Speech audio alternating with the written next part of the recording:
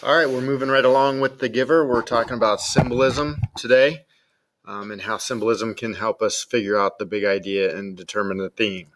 So by the end of class, you will identify potential symbols in a text, discuss their meanings, and relate this to the text theme. All right, so we see symbols all the time. Look at the peacock symbol. Yes, that's a peacock symbol up at the top middle. It represents NBC, right? You see that, you don't have to say NBC. You can see that symbol, and that represents NBC, the broadcasting company. TV shows maybe on NBC that you've seen. Look to the right of that. You have what looks like a cross or maybe a flag. Flags can be symbols too. The flag of the United States of America represents the United States of America without having to say the United States of America. That could also represent a cross. It could represent Christianity. It could represent religion in general. If you look down below the cross, you see pi, right? That represents what? 3.141592653588979. Without having to say it, it represents pi, the number. And if you look to the left of that, that's a dove with an olive branch, which represents peace.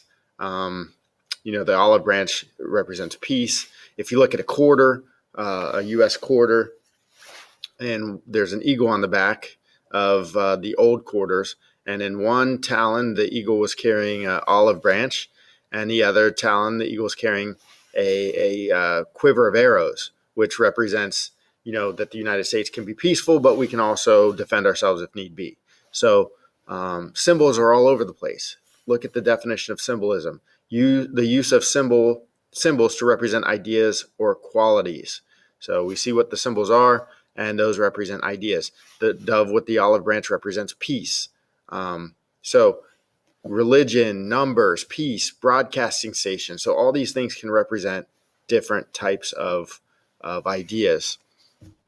We're going to look at symbolism in Langston Hughes. So we've talked about Thank You, Ma'am. We've talked about I Too Sing America. So I'm going to just refresh your memory. Now, there is a door that the boy kept looking at in Thank You, Ma'am. If you need to go back and look at that, that's from day one. Thank You, Ma'am. And the boy, he gets taken in by the woman. She brings him home. He tried to rob her. She brings him home. She's fixing him food. And while she's over in one corner of the room, he is left over by the door. And at this point, he's kind of held captive, sort of, but this is the first time she released him. And he looks at the door, looks at the woman, looks at the door, looks at the woman, and he's thinking, should I run or should I stay? So that door is a big symbol. He kept going back to that door throughout the story, when he's in the home, and the door represents that old lifestyle. If he goes out that door, he's going to return back to robbing people, to doing the things that he used to do. If he stays, this woman is helping him. She's being nice to him. She's talking to him. It could represent a change in his lifestyle. And he ultimately picks to stay. He doesn't go out the door. So he stays within the room, which might represent him changing his lifestyle. The kitchen. Think about I Too Sing America, that poem that we read. That was a response to Walt Whitman's I Hear America Singing. Langston Hughes wrote I Too Sing America, and the kitchen represents, think about that as, in terms of what slavery and what black people would have represented, during that time, and in the South too, after slavery. It represents a return to that old lifestyle, slaves eating, working in the kitchen, slaves, not being able to eat out in the dining room with everybody else. So it's a return to that old lifestyle for black people. Theme for English B. So we're going to read another poem by Langston Hughes right now. He wrote this poem about attending Columbia University, and Columbia University is right in the middle of New York City. Harlem is right there. So Columbia University is right outside of Harlem. You can actually look in to Harlem. You can look down on Harlem from Columbia University. It's on a hill above Harlem.